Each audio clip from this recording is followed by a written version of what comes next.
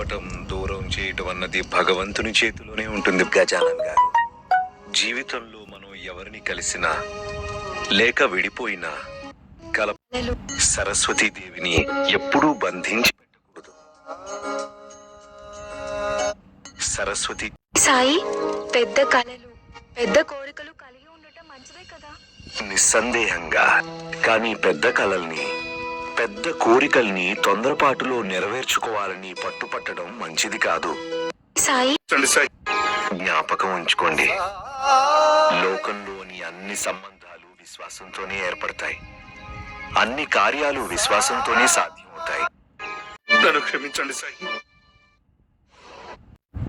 ఓరంత పని చేసి కొండంత ఫలితం ఆశిస్తేనే లేనిపోని దుఃఖాలు చుట్టుముడతాయి. ఆశ ఉండవచ్చు గాని అత్యాశ తగదు.